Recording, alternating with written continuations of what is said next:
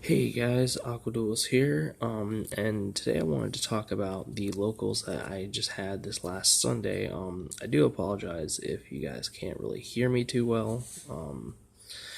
Two of my roommates are actually sleeping, and I don't want to wake them up, but I went 2-2 this weekend, and I was playing my giant ballpark Weevil insect deck,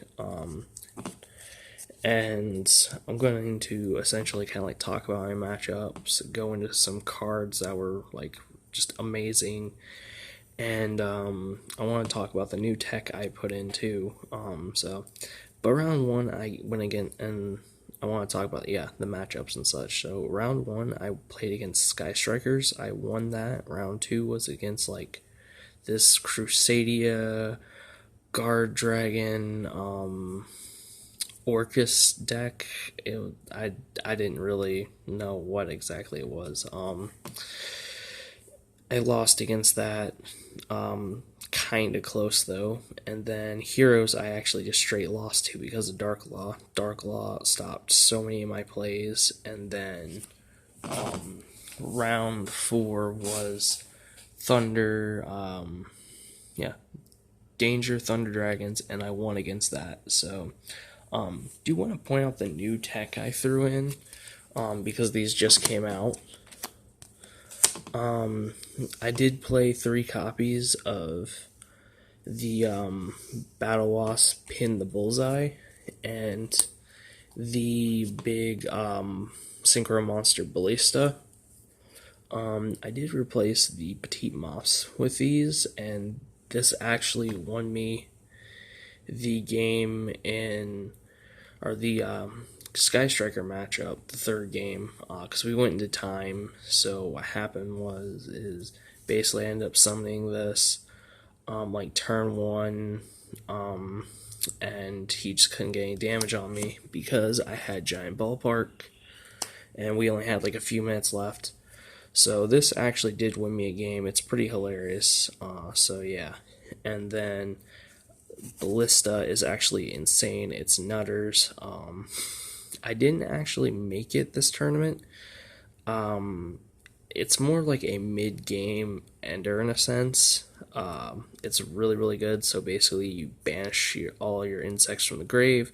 All your opponents' monsters lose 500 attack and defense for each banished insect. And then if this essentially is it gets destroyed. Okay, so yeah, if it's destroyed by opponent's card in general, I can special summon 3 of my banished insects, and I just want to point this out, Uru is level 10, so yeah. But there was one time when I could have gone into this, and it was just early in the game, and I didn't really see a point to, so... and then something else that I threw in after the tournament I thought of, like I should have put this in, was, Harmona, the Conquering Bow. Could have probably helped me out. Probably what I would have went into that one circumstance when I could have made this, and probably could have just won me that game. So, but yeah. So the Sky Striker matchup, something I wanted to point out that I found really hilarious. Well, first of all, game one was super grindy and I lost it. Pretty close though, but game two, I ended up drawing my one double or nothing. Like I hard drew it in my opening hand, and Aaron essentially referred to this as the Garnet, and there was like a big deal when I did this play. So I basically just made regular Utopia, because my opponent attacked me, and I ended up getting my 3 Insect Knights. Ghost Ogred his monster because I had an effect during the end phase, and then made Utopia, double or nothing, and then just killed him with Utopia and my 3rd Insect Knight. So that was pretty crazy, pretty funny.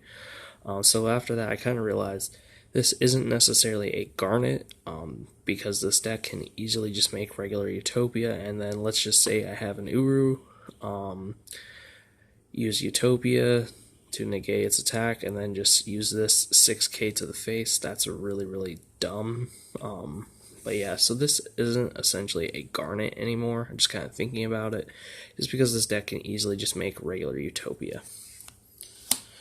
And then going on to the Crusadia Guard Dragon Orcus matchup. Game 1, if I remember correctly, I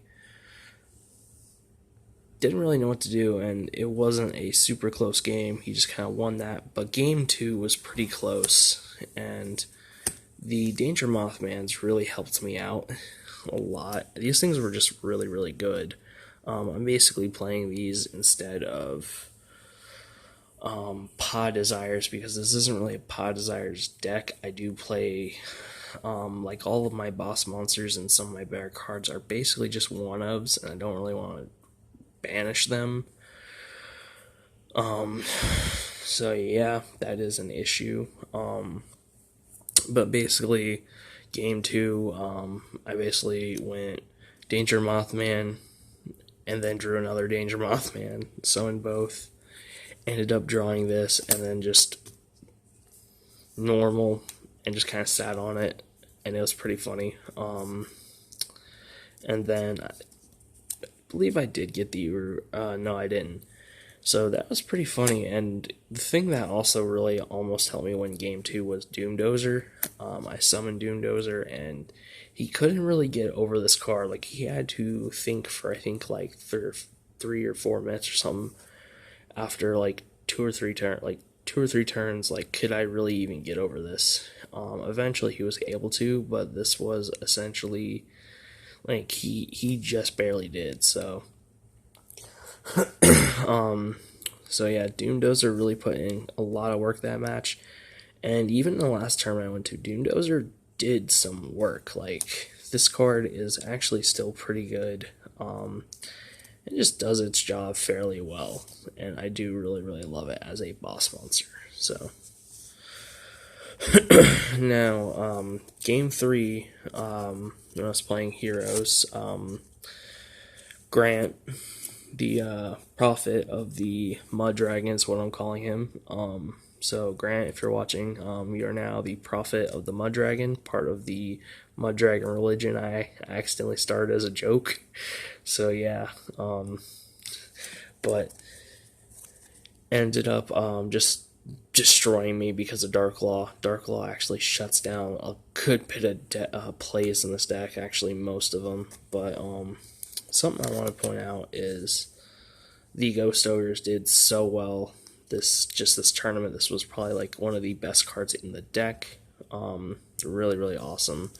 And I actually forgot I had a side deck during the hero matchup. For some reason, I just completely forgot. Something I wish that I did, I wish I put in, was I am playing this Kaiju engine in my side deck, and it hasn't changed other than the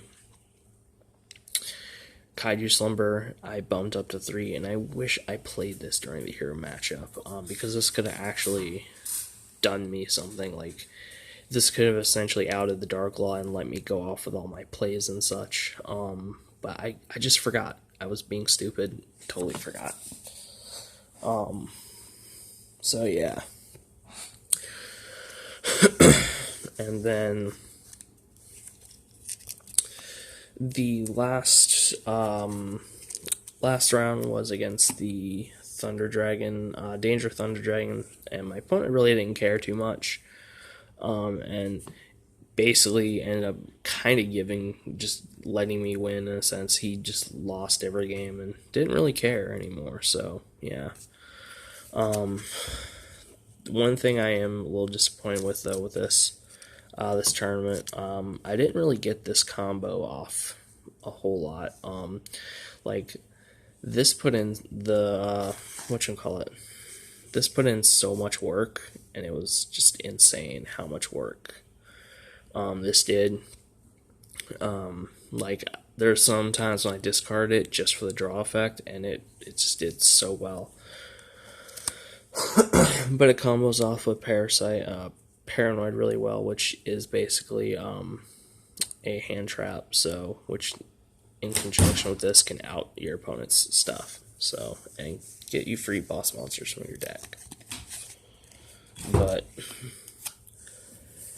really, really had so much fun. So something I did want to point out, something in case some of you are wondering, like any other really changes I did. After like the new ban list, I ended up just kind of realizing my deck had a lot less earth monsters in it. So I'm replacing Mistless Radiant with this, and I dropped the Skull Dread for Augusta Emerald because I can't really make Skull Dread in this deck very easily. It's just something, yeah, but I am getting a Boral Sword Dragon in the mail soon, and that's definitely going in here. Like, Boral Sword's going in. Already know what I'm going to take it out for, so. And in case any of you are wondering if I got any of the new Bow's Legends pack, I did. Got a couple of them. Nothing really super amazing. I did pull this misprint Vision Hero Trinity. It's got these crimp marks up top. I think that's really cool. That's like probably one of the best things I've gotten out of them. I don't really tend to not have good luck with packs, so that's why I don't buy them. And a few pack opening videos I didn't really do well on here anyway, so that's why I don't do them. Because I know some of my friends and some friends and all have asked and wanted me to do them, and they just don't do too well. So, but and then lastly, one of the last things that I got asked during the tournament was, why am I not playing a copy of Perfectly Ultimate Great Moth? Like, I need to play a copy of that apparently. So,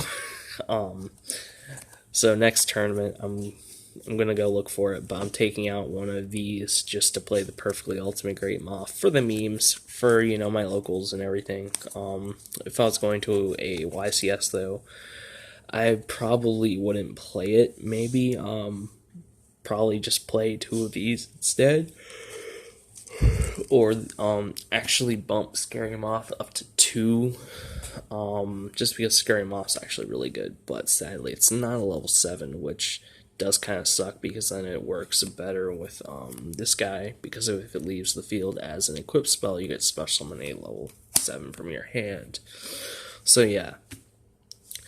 But all in all, this was actually really good locals. I got a little bit of fine tuning left to this deck right here, and really looking forward to using this deck again and fine-tuning it to where I feel like it is the absolute best. I felt like it was the best when I did the deck profile for like 2 weeks ago, but now I realize it can be tuned a little bit more. So yeah, thank you guys for watching. I hope y'all really enjoyed this video. It's just kind of this locals recap and such. If you guys want more of these, let me know.